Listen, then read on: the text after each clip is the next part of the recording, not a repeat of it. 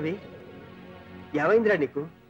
ఇంతకుముందు ప్రొఫెషన్ గురించి చెప్తే వేరే దేని గురించి ఆలోచించేవాడు కాదు, అలాంటిది ప్రొఫెషన్ పక్కన పెట్టి వేరే దేని గురించి ఆలోచిస్తున్నా? నిజమేరా, దీనివల్ల ప్రొఫెషనల్గా కొంత నష్టపోవచ్చు, కానీ పర్సనల్గా చాలా హ్యాపీగా ఉన్నా. చిన్నప్పుడు ఏదో మిస్ అయింది, అదే దొరికిన ఫీలింగ్. శశి గురించా? ఎగ్జాక్ట్లీ. ఒక అమ్మాయి ఇంపాక్ట్ ఎంతగా ఉంటుందని ఎప్పుడు అనుకోలేదురా. ఆ feeling real it's a great feeling రా. ఈ విషయం అమ్మాయితో చెప్పావా? లేదురా, రేపే వాలంటైన్స్ డే.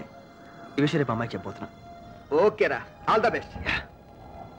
నిమ్మి నాకిస్తుంది, నేను నిమ్మికిస్తాను. అసలు ప్రపంచంలో ప్రేమికులు చాలా ఉంది. అంతే కదా? అంతే. నాకు తెలిసింది చెప్పనా? చెప్పు చెప్పు. వాలంటైన్స్ డే అంటే ప్రేమ కోసం జీవితాన్ని త్యాగం చేసిన సెయింట్ ఫ్రాన్సిస్ వాలంటైన్ అనే రోమన్ బిషప్ జ్ఞాపకార్థం ప్రతి సంవత్సరం ఫిబ్రవరి 14న ప్రేమికుల దినంగా సెలబ్రేట్ చేస్తారు. మరింత తెలిసిన డబ్బులు ఇవ్వడానికి ఏడుస్తాడు నువ్వు. చెప్పాను కదరా బ్యాంకులో వేశానని.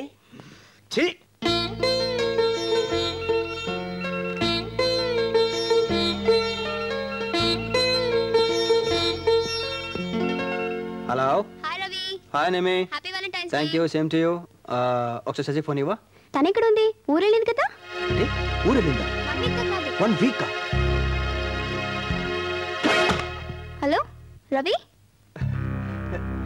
ఏమైందిరా నీకు? ప్రిపేర్ అయితే ఊరెళ్ళిపోయిందంట. నువ్వు లవ్ చేస్తే ఊరు వెళ్ళకూడదా? కనీసం ఫోన్ అయినా చేయాలిగా. తను కూడా ఫోన్ చాలాసార్లు ట్రై చేసి ఉంటుంది, దొరకఉండదు, నాకు తెలుసు కదా. ఒరే, డీప్ లవ్ లో ఉన్నప్పుడు కొన్నాళ్ళు దూరంగా ఉంటే బాగుంటుందిరా. ఎంజాయ్. అమ్మ అంకుల్, నీలో ఇంత డెప్తుందా? డబ్బులు లేకపోయినా కూడా సంవత్సరానికి ఒకసారి వస్తుందా? ప్లీజ్ ప్లీజ్, అమ్మాయిలు అబ్బాయిలు డిస్కో దిక్కులు, అయ్యో ప్లీజ్ ప్లీజ్, చదవడానికి నువ్వు చాలా ఇంపార్టెంట్ అని ఈ 10 రోజుల్లో నాకు అర్థమైంది. ఎంతో తెలుసా? I love you.